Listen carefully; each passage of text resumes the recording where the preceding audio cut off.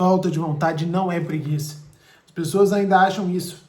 A sociedade ainda associa desânimo à preguiça, mas no vídeo de hoje eu quero mostrar para vocês, usando uma obra da narrativa dos videogames, que é Hellblade: Senua's Sacrifice, de que isso não é verdade. Eu quero tentar trazer para vocês como diferenciar apatia de exaustão emocional ou trauma.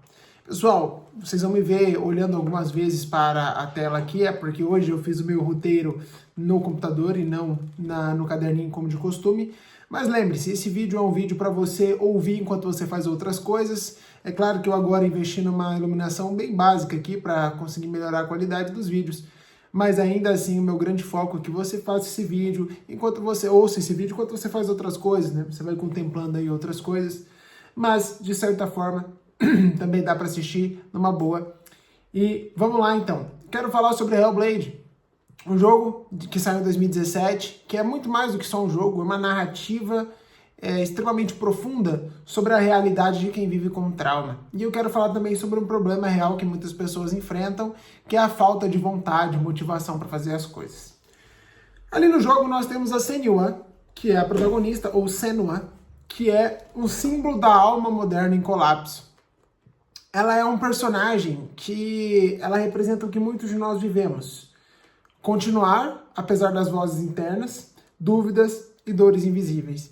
Então, você vê que a Senua, ela tá o tempo todo enfrentando vozes. Ela tem uma condição que é muito semelhante ao que a psicologia entende como psicose.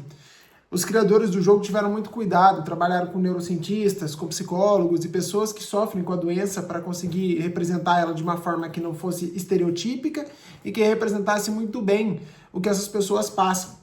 Claro, eu não estou falando aqui que todos nós temos psicose, mas em certo grau todos temos um nível de dissociação da realidade que muitas vezes foi a forma que o nosso subconsciente encontrou para conseguir lidar. Quando eu falo subconsciente, eu sei que cientificamente a gente ainda não encontrou uma forma de definir o que é o subconsciente, mas eu estou falando daquelas crenças, aqueles valores e aqueles comportamentos que nós temos que nós nem percebemos que temos, né? Subconsciente, inconsciente, o nome que quiser dar.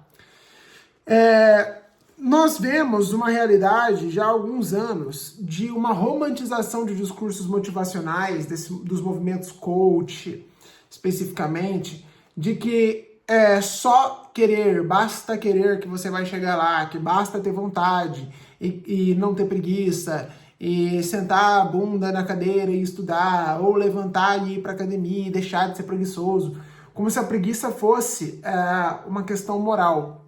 Eu não estou dizendo que preguiça, enquanto pecado capital, não exista, mas essa característica moral é muito mais profunda do que a gente pensa.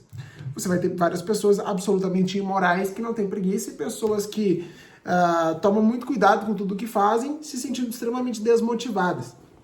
Então, existe um limite entre a motivação saudável e a ilusão tóxica de que basta querer.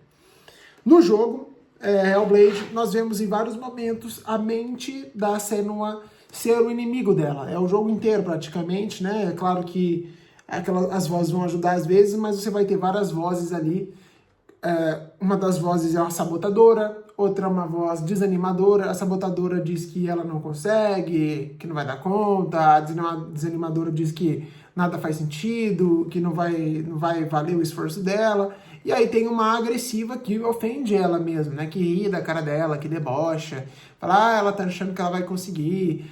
E na nossa vida, mesmo que nós não tenhamos transtornos mentais, nós temos esses pensamentos automáticos que tem essas vozes, né? Uma voz sabotadora, uma voz desanimadora, uma voz autocrítica que nos diminui e nos coloca num nível muito baixo de autoestima, porque tá o tempo todo dizendo pra gente o quê? Repetindo discursos que a gente ouviu quando a gente era mais novo. Por exemplo, esse vídeo não tá bom, o seu roteiro foi mal feito, você deveria ter decorado o roteiro, quem te assistir vai ver que você tá mal, essa luz que tá vindo no seu olho agora, ela tá muito forte, ela tá incomodando, ela realmente tá muito forte, nossa, agora piorou. Olha só, tem vários... Legal. Então, assim, eu tô usando ela agora pela primeira vez, eu tô aprendendo aqui como ela funciona. Então, se a mente vira o inimigo, o que a gente faz quando a própria mente faz isso? E como que isso se relaciona a transtornos mentais reais? Longe de mim querer diagnosticar ou vir aqui querer dizer o que é transtorno ou não, certo? Então isso é sempre importante. Se você tem um nível que te atrapalha, você buscar profissionais de saúde que são especialistas nisso, que podem te ajudar nisso, como psicólogos e psiquiatras. Agora, dentro da literatura, o que a gente tem é que superar a si mesmo não é sempre conquistar o mundo. Muitas vezes é só sobreviver. Então, por que a gente precisa redefinir o que significa vencer na vida? Porque às vezes, na vida, você acha que você fica o dia inteiro vendo o discurso do Renato Cariani, do Cristiano Ronaldo, sei lá, e você vê que a sua vida não é nem 10% tão vitoriosa igual a desses caras, e você se sente um fracassado, um derrotado. Mas é importante entender o seguinte, que cada um de nós tem resistências diferentes. É claro, a resistência de driblar uma defesa e fazer um golaço numa final de Champions League é uma resistência muito grande. Mas talvez não tanto para o Cristiano Ronaldo, quanto é a resistência para alguém que tem depressão levantar da cama. Cada um de nós tem a sua luta, cada um de nós tem a sua dificuldade. E nós temos que enxergar as vitórias, as conquistas, como simplesmente o sobreviver. Claro que muitas vezes isso não basta, mas dependendo da fase da vida que você está, é exatamente isso que você precisa. Então, o vídeo de hoje ele quer trazer essa mensagem de que qual é a sua luta? E essa luta que você está lutando porque os outros disseram que é legal ou você está lutando porque ela realmente tem a ver com as suas dificuldades? E aí eu quero dizer que a verdadeira vontade, ela vem da dor, ela vem do lodo, ela não vem dos céus. E o Viktor Frankl, que é um psicólogo, eu acho que é Viktor Frankl, né? Que é porque ele eu não sei se ele é austríaco ou alemão ou suíço, mas é daquela região. E o Viktor Frankl vai escrever durante a Segunda Guerra Mundial. Ele era um judeu que ficou preso num campo de concentração, não sei dizer se é Auschwitz, não me lembro, mas ele vai escrever a logoterapia, né, que é a terapia do sentido, e ele escreve a frase o seguinte: você chega uma hora que você não consegue mais mudar a situação, então você tem que mudar a si mesmo. Então a gente está o tempo todo querendo mudar as situações, né? Eu quero ter mais dinheiro, eu quero ficar mais bonito. Claro, isso também é mudar a si mesmo, mas é necessário ter uma mudança interna. Tem horas que você não consegue mais mudar o ambiente, você não consegue mais mudar as coisas de lugar. Você tem que mudar você. E não é só mudar você de lugar. Sabe aquela pessoa que vive cada ano com um namorado, cada ano numa cidade nova, cada ano uma coisa nova? É porque ela está buscando no mundo externo algo que só poderia ter resultado se ela mudasse internamente e buscasse um sentido naquilo. Então, eu te convido na prática, porque eu sempre gosto de trazer o exercício na prática, que você faça uma coisa que é muito difícil tanto para mim quanto para você, imagino, que é ouvir essas vozes, deixar essas vozes falarem com você. Claro, talvez se você tiver um caso clínico mais sério, como esquizofrenia e esquizofrenias do tipo, talvez deixe para lá este conselho.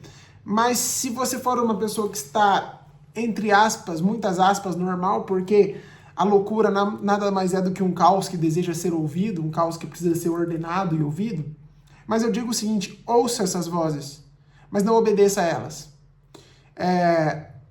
Essas vozes são esses pensamentos destrutivos que aparecem todos os dias na sua cabeça, na minha cabeça. Então, você precisa ouvir eles sem negar eles.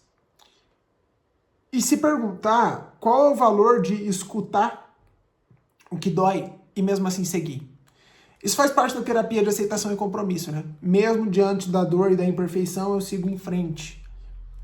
Então, eu tô ouvindo e eu falo assim, cara, meus pensamentos dizem, esse vídeo não tá bom. Tá, mas mesmo com eu não tendo tanta habilidade quanto eu gostaria, não ter feito um roteiro tão bom, ou ter exatamente o estúdio que eu queria ter e não ter feito a minha barba, que eu lembrei só disso, percebi só a hora que eu já tinha montado o tripé, como eu posso aceitar isso e seguir em frente? Claro, aprender lições, talvez, fazer um roteiro melhor amanhã, colocar a luz um pouquinho mais para trás para não ficar piscando tanto, fazer a minha barba, enfim. É entender que esses pensamentos eles vêm para nos proteger. Tá vendo? Ele quer me ensinar alguma coisa. Tem que estar com a barba feita para poder gravar os vídeos. Isso é só um exemplo. E isso vai acontecer a mesma coisa com você. E acontece várias vezes. Então, qual é o valor de escutar aquilo que dói, mas seguir mesmo assim? Levando aquilo como sabedoria e não como um incômodo que tem que ser negado. Hoje em dia, nós consumimos distrações o tempo todo, né? Redes sociais, vídeos curtos, vídeos longos, enfim. E isso nos afasta de escutar nós mesmos. O teu canal preferido de YouTube tem que ser você mesmo. O teu perfil preferido no Insta tem que ser você mesmo. Porque é lá que está a sabedoria que você está negando. Então, isso é só uma camuflagem. Existe cura sem eliminar a dor? Veja, é possível viver com cicatrizes abertas e ainda assim não se entregar. E eu acho que é só na capacidade de deixar cicatrizes abertas e seguir em frente ouvindo elas e acolhendo e reconhecendo elas que nós podemos fazer com que elas fechem de uma vez. Senão a gente vai ficar para sempre, sabe, enxugando o sangramento, enxugando o gelo. Se distrair é enxugar gelo. Então, eu gostaria que você que está aqui ouvindo, se você tem dificuldades emocionais sérias, que você buscasse ajuda. Psicólogos, psicoterapeutas, psiquiatras. Se você não tem essas dificuldades ou alguma psicopatologia, mas ainda assim tem uma dificuldade com motivação, força de vontade, produtividade, rotina, procure o meu serviço. Eu posso ajudar você. Sou um professor de sociologia, me especializei em comportamento, tenho ajudado pessoas a resolver o comportamento deles e a melhorar já há 2 anos, sou professor há 8 anos, né, trabalho com essa especificidade há 2 anos, e eu posso te ajudar a lutar com esses monstros que ninguém vê. E o primeiro passo é a gente enxergar esses monstros. Não precisa ser de uma vez, um pouquinho de cada vez. Cara, o vídeo é isso. Se você gostou, curte o vídeo, comenta aí o que você achou, se você jogou o Hellblade, se inscreve também, porque eu tô buscando trazer vídeos todos os dias.